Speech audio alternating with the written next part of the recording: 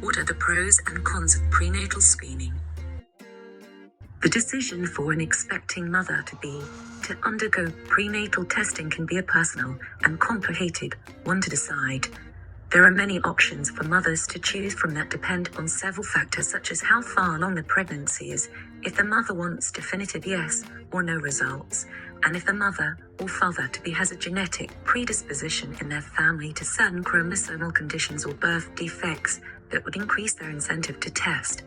The two tests we will more carefully define are amniocentesis and CVS, also known as chorionic villus sampling. Between 15 and 20 weeks into a pregnancy, amniocentesis is a prenatal testing method of extracting skin cells from a maturing fetus to test for genetic and chromosomal conditions. Trained medical professionals with an ultrasound device to guide the use of thin hypodermic needle inserted deep through the abdominal tissue and into the amniotic sac. After 2 weeks, definitive laboratory results can detect chromosomal conditions such as trisomy 21, which causes Down syndrome. Amniocentesis cannot detect all birth defects, but is definitive for the test conducted. It is not a risk-free procedure, and there is a risk to leak amniotic fluid, which can be dangerous for the baby. There is also a small chance of miscarriage. Other risks are listed below.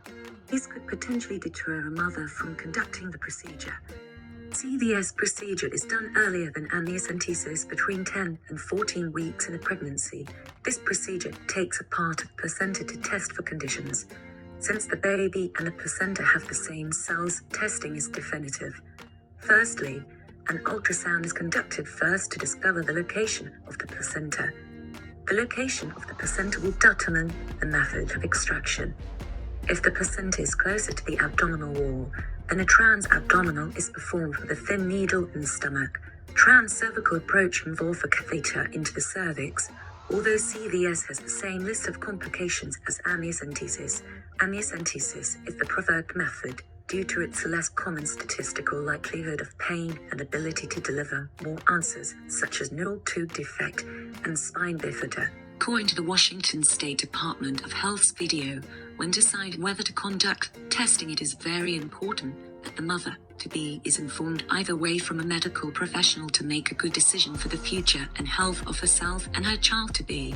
According to the National Library of Medicine public medical website, the two most common reasons women declining prenatal screenings were because, quote, terminating a pregnancy is not an option and because invasive testing increases the risk of miscarriage.